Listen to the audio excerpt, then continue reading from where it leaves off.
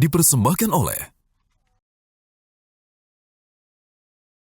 Ya pemirsa, Bank Mandiri mencatatkan laba bersih sebesar 55,1 triliun rupiah dengan total aset terbesar di Indonesia mencapai 2.174 triliun rupiah.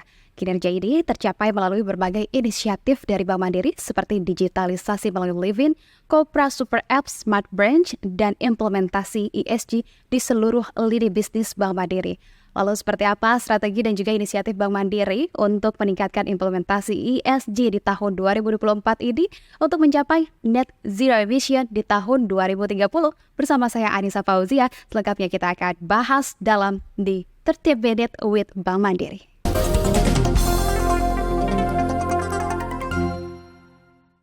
Ya, pemirsa, saat ini kami sudah bersama dengan Wakil Direktur Utama Bank Mandiri, ada Ibu Alexandra Askandar. Apa kabar, Ibu? Baik, Mbak Nisa. Bu Sandra, sebelumnya kami ingin mengucapkan selamat kepada Bank Mandiri yang saat ini sudah terkenal juga sebagai Green Portfolio Leader, di mana dengan pencapaian sebesar 129 triliun rupiah yang tumbuh sebesar 21,4% secara year on year. Betul begitu ya? Dan juga Bank Mandiri ini sebetulnya pemirsa sudah berhasil mencatatkan laba bersih sebesar 55,1 triliun rupiah, yakni dengan total aset terbesar di Indonesia, yakni mencapai 2.174 triliun rupiah. Dan hal ini kinerja yang tercapai melalui berbagai inisiatif seperti digitalisasi melalui Livin, kemudian juga Kopra Super Apps dan juga Smart Branch, dan implementasi ESG di seluruh lini bisnis Bank Mandiri. Tidak hanya itu ya, Bu, karena juga ada di tahun 2023 Bank Mandiri banyak sekali meluncurkan produk-produk yang berkelanjutan seperti digital carbon tracking, kartu recycle, dan juga komitmen-komitmen Bank Mandiri dalam mendorong keberlanjutan. Terkait dengan keberlanjutan ini, Bu Sandra, kami ingin mengetahui karena pada kemarin pada ajang Investor Daily ESG Appreciation Night pada bulan Februari lalu, Bank Mandiri sudah mendapatkan 2 penghargaan. Bagaimana penjelasannya? Alhamdulillah, Mbak Nisa. Ya, kami Bank Mandiri telah menerima apresiasi atas penyusunan laporan keberlanjutan tahun 2023.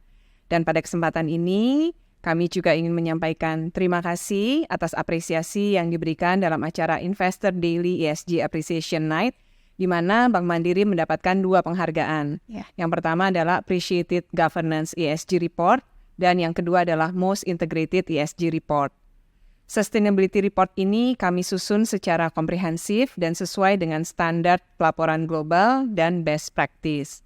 Laporan yang bertema mendukung masa depan berkelanjutan melalui investasi hijau mencerminkan komitmen Bank Mandiri dan kontribusi kami dalam penerapan bisnis keberlanjutan yang sesuai dengan prinsip-prinsip keberlanjutan. Baik, artinya ini kalau kita melihat sangat positif sekali karena Bank Mandiri sudah menunjukkan serius dan juga memperhatikan aspek berkelanjutan dan juga memberi kontribusi yang cukup signifikan gitu, sangat signifikan dalam investasi hijau sekali lagi. Terutama kalau dalam investasi hijau tentunya ini tidak terlepas dari ESG. Apa sebetulnya visi dari Bank Mandiri untuk mencapai net zero emission dan juga bagaimana strategi dari Bank Mandiri? Oke, jadi Bank Mandiri memiliki visi untuk menjadi Sustainability Champion for a Better Future. Oke. Dan kami telah berkomitmen untuk mencapai Net Zero Emission Operation di tahun 2030. Dan Net Zero Emission Financing di tahun 2060 atau bisa juga lebih cepat. Dan untuk meraih visi ini, kami telah menerapkan strategi berupa ESG Framework yang terdiri dari 3 pilar strategi. Yang pertama, Sustainable Banking, kemudian Sustainable Operation, dan Sustainability Beyond Banking. Dari pilar dan visi ini diwujudkan dengan inisiatif-inisiatif yang mendukung seperti mengembangkan produk berkelanjutan dan integrasi aspek ESG pada proses bisnis, program internalisasi budaya keberlanjutan, dan juga investasi pada green operation serta memperkuat digipreneurship di masyarakat luas. Kami juga berkomitmen untuk mengintegrasikan aspek-aspek ESG dalam seluruh lini bisnis dan operasional bank dengan harapan dapat memberikan dampak positif bagi masyarakat serta lingkungan. Oke, baik. dapat memberikan dampak positif bagi masyarakat serta lingkungan. Tadi Bu Sandra sempat mention bahwa nanti terkait dengan ESG di tahun 2030 terkait dengan operasional begitu ya yang akan ditargetkan oleh Bank Mandiri. Lantas untuk mencapai itu, strateginya sebetulnya seperti apa sih Bu? Target ambisius ini tentunya didukung oleh berbagai inisiatif yang agresif, perilaku seluruh pegawai, dan juga investasi pada operasional bank yang lebih ramah lingkungan. Kami adalah bank pertama di Indonesia yang memiliki digital carbon tracking, yaitu sebuah platform digital yang digunakan untuk menghitung dan memonitor emisi yang dihasilkan Bank Mandiri. Langkah ini juga sebagai bentuk internalisasi budaya kepada seluruh pegawai untuk memonitor emisi yang dihasilkan dan upaya pengurangan emisi. Selain itu, kami juga rutin membangun awareness melalui e-learning dan sosialisasi kepada seluruh unit, di mana kami terus mendorong penerapan budaya berkelanjutan menjadi bagian dari business as usual. Untuk mendorong budaya keberlanjutan di Bank Mandiri, kami juga konsisten mendorong investasi pada green operation. Saat ini kami telah mengoperasikan sebanyak 136 electric vehicle, melakukan instalasi 3 charging station, melakukan pemasangan 727 solar panel pada kantor cabang eco-friendly yang berada di Jakarta, Medan, Palembang, dan juga di Surabaya. Saat ini kami juga memiliki 1 gedung yang tersertifikasi Gold oleh Green Building Council Indonesia. Di samping itu, tentunya kami juga mulai mengkonversi cabang konvensional kami menjadi ke arah digital, yang mana saat ini ada sebanyak 241 smart branch. Dan tadi juga di awal, Mbak Nisa juga belum menyampaikan gitu ya, kami melakukan digitalisasi melalui super apps Livin dan Kopra, serta berpartisipasi dalam bursa karbon perdana melalui pembelian 3.027 unit karbon, dan juga inisiatif restorasi serta konservasi lahan. Upaya-upaya ini berhasil menurunkan emisi operasional sebesar 17,6% dari baseline di tahun 2019, yaitu 358.000 ton CO2 menjadi 282.000 ton CO2. Bu Sandra, tadi sempat disampaikan juga oleh Bu Sandra bahwa Bank Mandiri membeli unit karbon dalam bursa karbon pada tahun lalu. Ceritanya seperti apa sih Bu Sandra, dan sebenarnya apa tujuan dari Bank Mandiri ini melakukan pembelian unit karbon? Bank Mandiri ikut berpartisipasi dalam perdagangan karbon perdana yang diselenggarakan pada tanggal 26 September 2023, tentunya bukan hal yang tidak terencana. Mengapa? Karena sebenarnya hal ini sudah masuk dalam rencana strategis sebagai upaya peningkatan kapabilitas di pasar karbon serta pengurangan emisi operasional melalui offsetting program. Bahkan sebelum pasar karbon dibuka, kami ikut aktif dalam diskusi persiapan dan selalu berkoordinasi dengan regulator, dalam hal ini adalah OJK. Kami sangat percaya sebagai lembaga keuangan terbesar di Indonesia, suara dan masukan Bank Mandiri sangat dibutuhkan oleh regulator untuk menciptakan policy yang efektif. Adapun beberapa tujuan Bank Mandiri berperan aktif dalam ekosistem perdagangan karbon adalah: pertama, untuk mendukung agenda nasional mencapai target Enhanced Nationally Determined Contribution atau ENDC. Kedua, sebagai salah satu upaya menjadi Indonesia Sustainability Champion, pioneer ekonomi rendah karbon. Dan terakhir, kita ingin mempersiapkan diri nantinya sebagai connector dan aggregator atau market maker bagi ekosistem nasabah Bank Mandiri terkait carbon credit, baik dari sisi supply maupun demand di masa yang akan datang. Bu Sandra, kita masih akan membahas hal-hal lainnya. Nanti perbincangan kita sangat menarik sekali, tapi usai jeda berikut ini.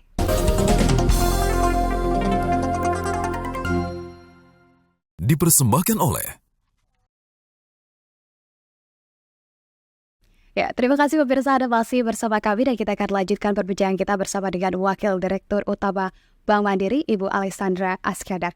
Ibu Sandra, kita akan lanjutkan perbincangan kita pada segmen sebelumnya. Sangat menarik sekali, banyak sekali pencapaian-pencapaian dari Bank Mandiri. Kemudian juga kita sudah membicarakan terkait dengan strategi Bank Mandiri untuk kemudian mencapai dari NZE operasional 2030 maupun NZE di 2060. Kemudian muncul pertanyaan dari sisi bisnis, target nasional menuju net zero emission di tahun 2060 atau mungkin itu bisa lebih cepat dicapainya. Kemudian bagaimana strateginya? Oke. Dari sisi bisnis, Bank Mandiri telah merealisasikan sustainable portfolio sebesar 264 triliun rupiah atau tumbuh 15,4% secara year on year, di mana porsi green portfolio sendiri mencapai 129 triliun rupiah atau tumbuh 21,4% secara year on year. Persentase kenaikan green portfolio ini lebih tinggi dari pertumbuhan kredit secara consolidated di 16,3% di tahun 2023 yang lalu. Dengan pencapaian ini, Bank Mandiri juga menjadi bank dengan green portfolio terbesar di Indonesia saat ini. Jadi kami ini adalah market leader untuk green portfolio. Dan sebagai bank wholesale terbesar di Indonesia, kami juga mengembangkan solusi keuangan inovatif untuk mendorong transisi nasabah seperti sustainability link loan, kemudian green loan, dan corporate in transition financing, di mana total penyaluran produk berkelanjutan ini mencapai sebesar 6,4 triliun rupiah pada posisi Desember 2023. Di samping itu, kami juga telah memiliki ESG Desk sebagai wadah untuk menjadi pilihan pertama bagi nasabah untuk berdiskusi dan memberikan advisory dalam transisi nasabah menuju bisnis yang lebih ramah lingkungan. Tentu, kami harus menjadi agile, adaptif, dan terbuka atas transformasi untuk mencapai keberlanjutan sesuai dengan tren dan best practices agar tetap relevan dalam jangka waktu yang panjang ke depannya. Kami sendiri telah menetapkan strategi transformasi jangka panjang untuk 10 tahun ke depan, yang salah satu aspeknya adalah aspek ESG. Namun, tentu saja kami membutuhkan dukungan semua pemangku kepentingan, terutama nasabah, untuk bersama-sama bergerak menuju net zero emission dan mengakselerasi ekonomi rendah karbon. Di setiap tahunnya, dari tahun ke tahun pasti ada tantangan yang berbeda.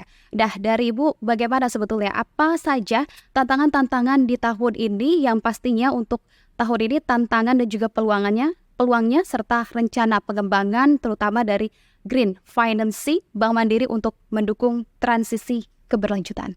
Kalau bicara mengenai tantangan terbesar yang kita hadapi saat ini adalah alignment berbagai kepentingan dari pemerintah, regulator, perbankan, investor, serta sektor real.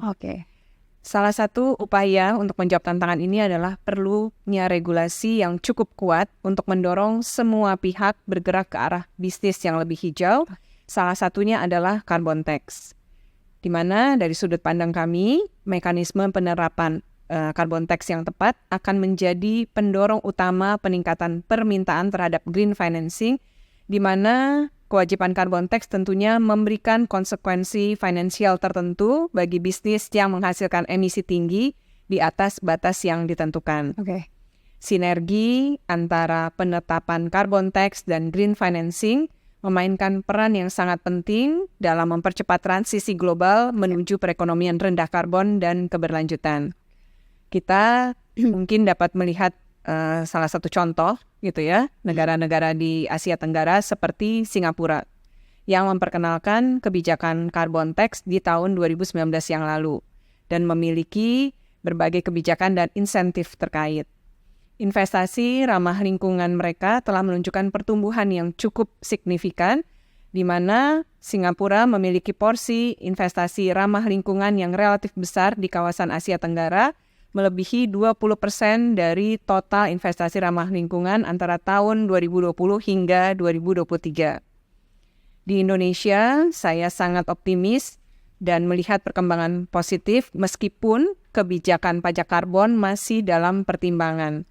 Regulator telah melakukan uji coba sistem perdagangan emisi atau ETS di sektor energi dan telah memulai perdagangan karbon pada bursa karbon tahun 2023 yang lalu. Kami yakin mekanisme ini akan berkontribusi terhadap percepatan transisi menuju perekonomian rendah karbon tidak hanya di Indonesia, namun juga dalam skala global. Sebagai salah satu bank milik negara terbesar di Indonesia, Bank Mandiri berkomitmen untuk mendorong nasabah bertransisi menuju ekonomi rendah karbon dengan mengedepankan berbagai produk pembiayaan ramah lingkungan. Dan hal ini telah kami wujudkan dengan pencapaian sebagai Green Portfolio Leader di Indonesia. Oke, baik. Selain daripada itu, tentu ini masih kebijakannya masih dalam penggodokan begitu ya kalau tadi Ibu sampaikan. Nah, akan menyasar ke sektor apa saja penyaluran kredit ESG Bank Mandiri pada tahun 2024 dan bagaimana strategi untuk mencapai hal tersebut? Kami akan meningkatkan penyaluran kredit ke sektor-sektor yang lebih sustainable. Oke. Namun, perlu kita pahami bersama bahwa sektor sasaran pertumbuhan kredit keberlanjutan ini tentunya harus juga sejalan dengan rencana pemerintah Indonesia dalam program transisi energi. Sehingga Bank Mandiri turut menargetkan sektor renewable energy menjadi salah satu fokus utama. Kami melihat pertumbuhan kredit sektor energi terbarukan di Bank Mandiri cukup baik. Oke. Di mana di tahun 2023 kami telah berhasil menyalurkan kredit renewable sebesar 8 triliun rupiah dengan nilai CAGR selama 5 tahun sebesar 58,7%.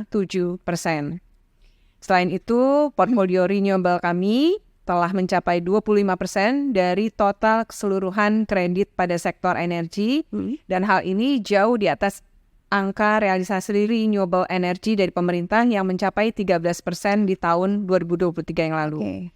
Strategi Bank Mandiri dalam mewujudkan hal ini tentunya melibatkan nasabah secara aktif dalam proses transisi energi.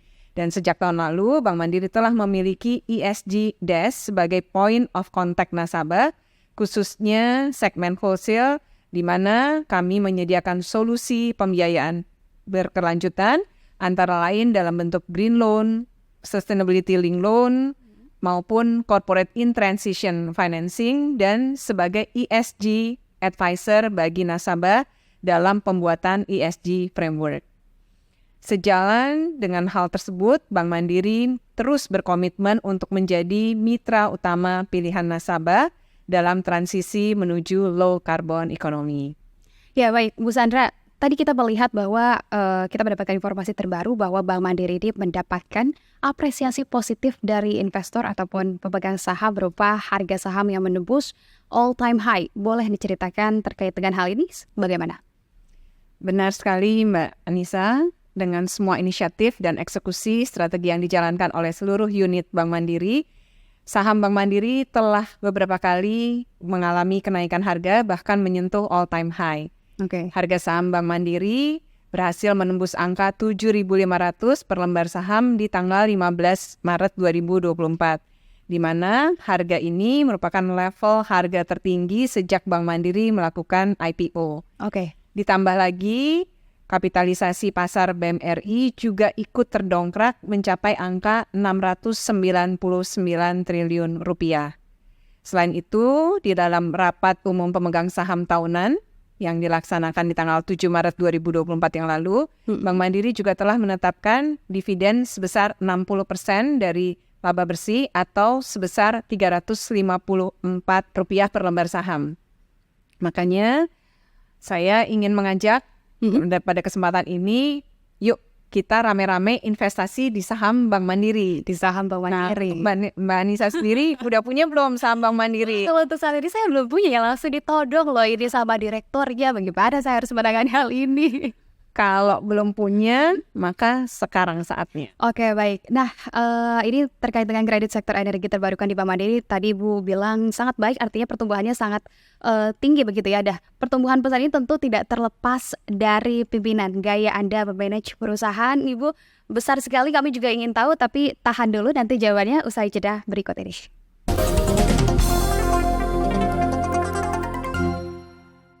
Dipersembahkan oleh Ya, pemirsa, terima kasih Anda masih bersama kami dan kita akan melanjutkan pembahasannya, Bu Sandra. Kalau tadi kita sudah banyak sekali membahas pencapaian-pencapaian Bank Mandiri, kemudian juga strategi Bank Mandiri. Tapi kali ini khusus kita ingin membahas sebetulnya bagaimana gaya kepemimpinan dari Bu Sandra. Karena satu adalah seorang wanita, tetapi bisa memegang peran penting terutama menjadi Wakil Direktur Utama Bank Mandiri. Nah, sebetulnya seperti apa gaya Anda untuk memimpin perusahaan ini dan apa yang menjadi dasar gaya manajemen Anda dalam memimpin perusahaan ini?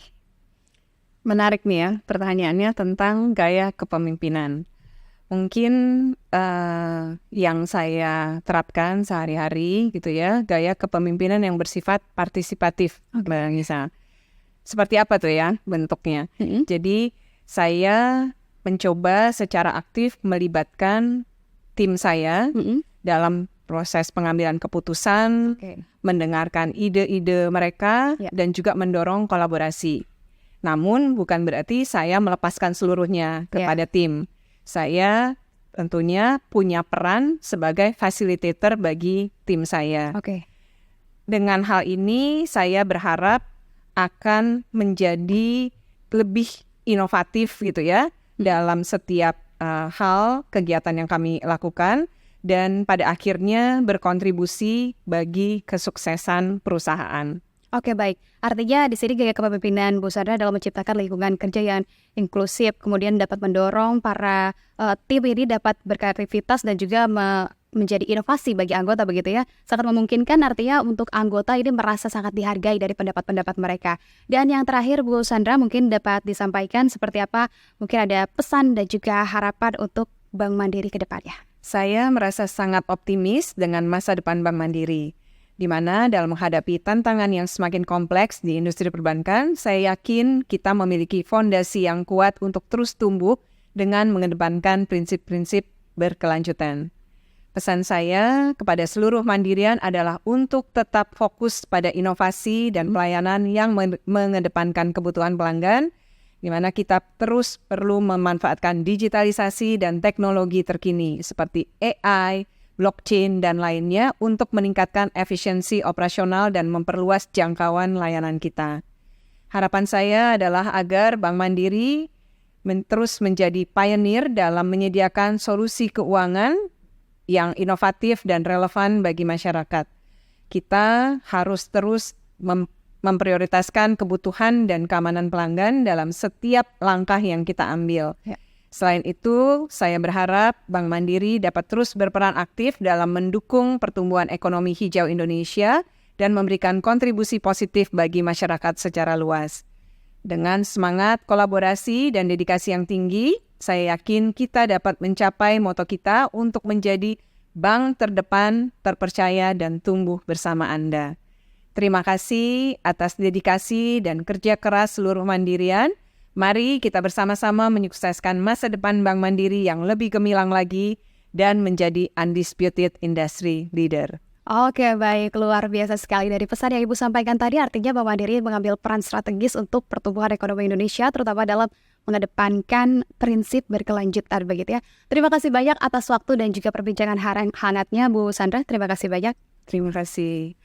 Ya, itulah dia pemirsa perbincangan kami bersama dengan Wakil Direktur Utama Bank Mandiri, Ibu Alexandra Askandar. Terima kasih juga atas kebersamaan Anda bersama kami pemirsa. Atas nama seluruh kru yang bertugas, saya Arisa Fauzia, pamit undur diri. Sampai jumpa.